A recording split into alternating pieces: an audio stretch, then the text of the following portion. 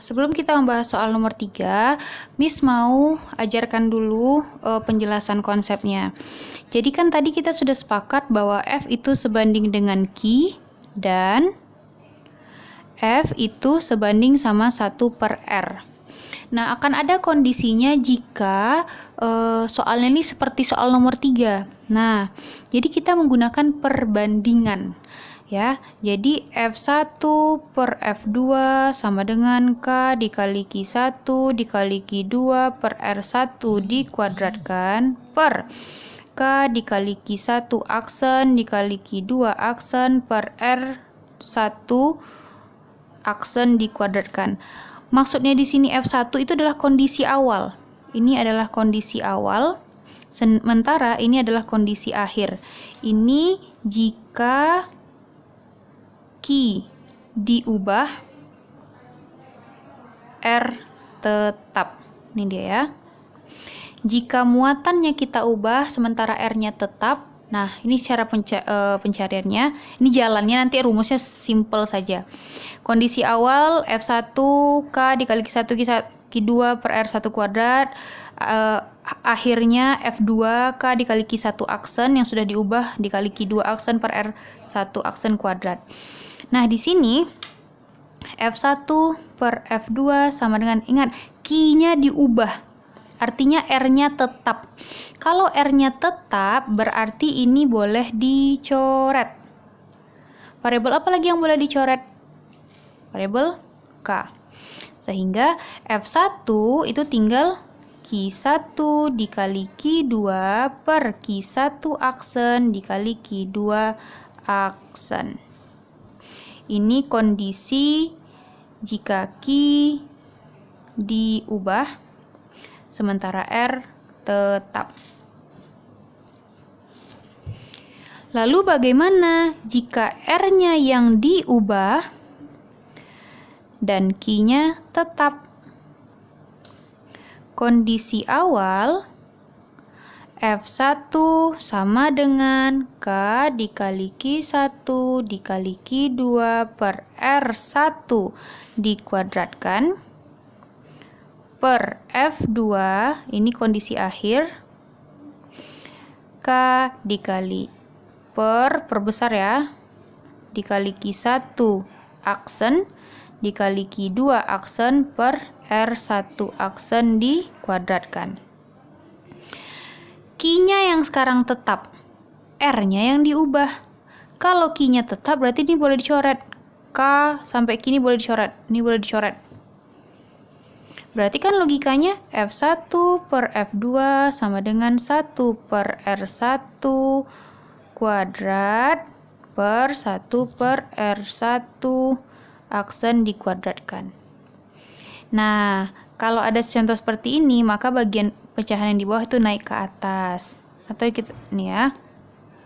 Jadi F1 per F2 sama dengan R1 aksen ya.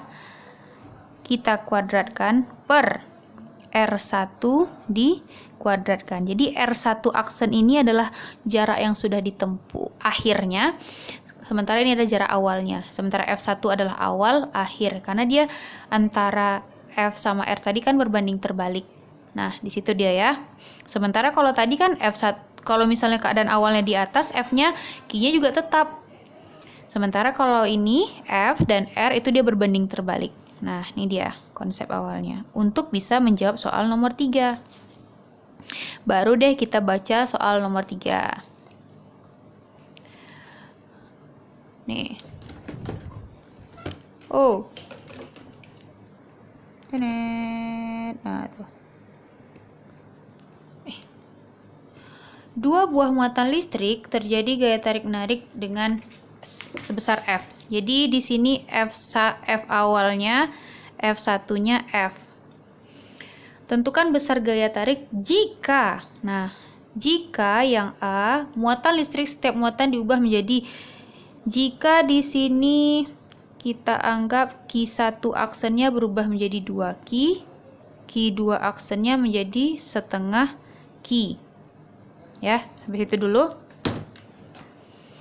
Nah, Jadi di kondisi awal, F awalnya itu F. Otomatis Q1-nya itu kita anggap Q, Q2-nya juga kita anggap Q, dan R-nya itu R1-nya kita anggap R. Kondisi A, Q-nya yang kita ubah, artinya di sini R tetap. Karena R tetap, berarti kita pakai rumus yang ini kan? Langsung aja. F1 per F2 sama dengan Q1 dikali Q2 per Q1 aksen dikali Q2 aksen. F1 tadi sudah dalam bentuk F per F2 sama dengan Q1-nya dalam bentuk Q, Q2-nya dalam bentuk Q, per Q1 aksennya dalam bentuk 2Q, Q2 aksennya dalam bentuk 1/2Q. Nah, coret yang bisa dicoret. Coret, coret, coret, coret. Berarti di sini F per F2 sama dengan kan ini tinggal 1 nih. 1 dikali 1 berarti 1 per 2 dikali 1/2. Coret, coret. Berarti pun 1. Yang ditanyakan tadi F2-nya kan? Nah, kalau F2 ini yang ditanya, silahkan kalian kali silang. Kali silang dulu. 1 dikali F2 sama dengan 1 dikali Maka F2 sama dengan 1 per 1 F. Maka F2 nilainya sama dengan F. Seperti itu. Sekarang, kita coba yang B. Yang B ini soalnya jaraknya diubah jadi 2 kali jarak semula. Berarti di sini R1 aksennya itu 2 kali jarak semula. Berarti di sini maknanya adalah Q tetap. Kalau Q tetap berarti kita pakai rumus yang ini. F1 per F2 sama dengan mana? R1 aksen per R1, ini dikuadratkan, ini dikuadratkan. F1-nya F per F2 sama dengan 2R dikuadratkan per R dikuadratkan. F per F2 sama dengan 4R2 per R2. Coret, coret. Nah, baru dikali silang. F2 dikali 4 sama dengan 1 dikali F. Maka F2 sama dengan 1 dibagi 4 F. Maka F2 nilainya adalah 1/4 F2. Seperti itu.